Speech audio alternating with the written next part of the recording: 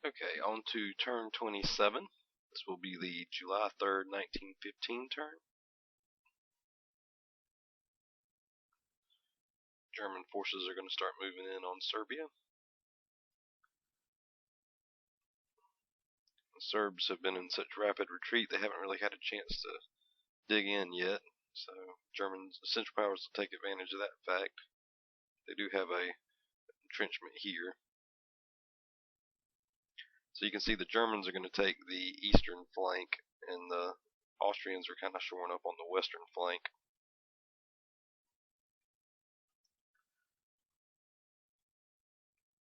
Slowly closing in.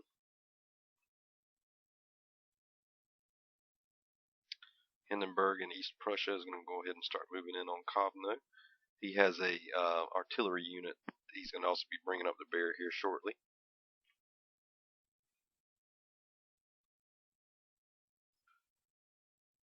Basically, we're just getting ready for the artillery to arrive.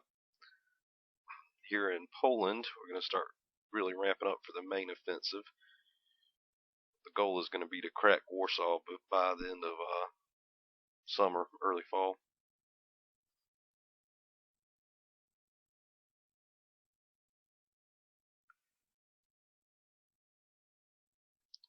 You see it, all the artillery starting to move up. There will be another piece joining it shortly as well.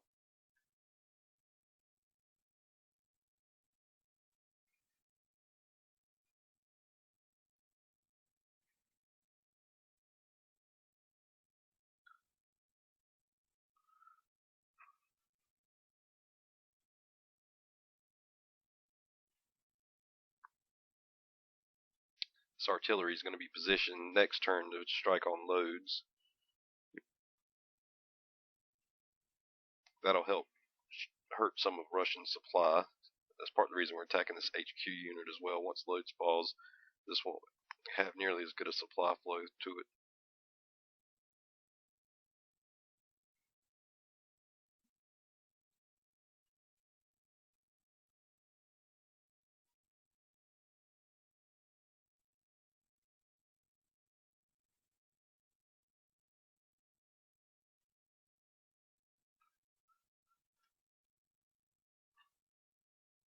I often like to use cavalry as forward units.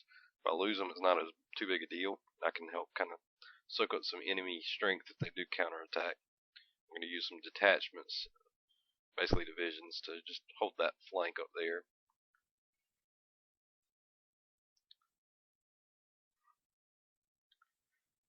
So you can see the Germans are making pretty good progress towards taking the threat away from the Silesian front.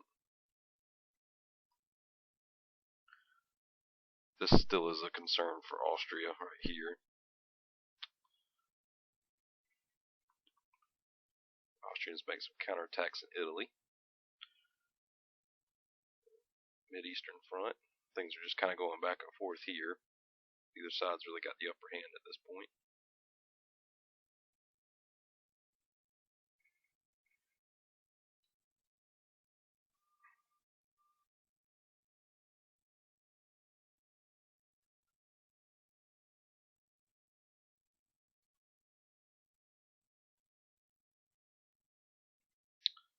On the western front, we've got some more air action going on.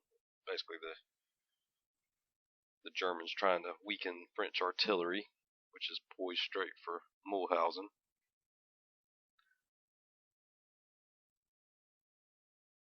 As you can see, that French front really looks like it's building up for a big drive on Mulhausen. If the French take that, they get a nice little national morale bonus.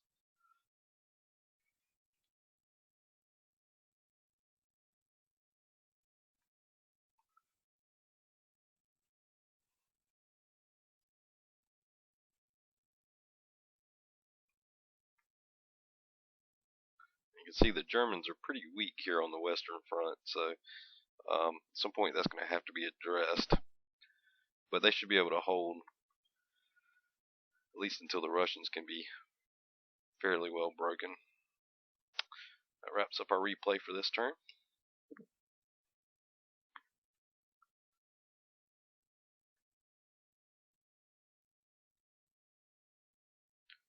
See some more events here.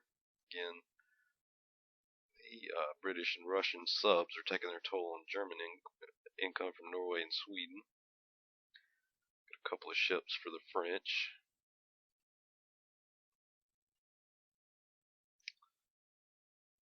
Wrap up our turn. You'll notice that the income here, the British and the French, between them are close to being on par with Germany.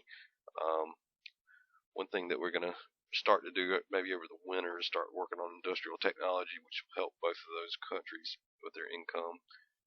Britain already has one chit in there. French don't currently have any, but once we have enough funds freed up, probably it'll be fall or winter before we can do it. We'll start working on that.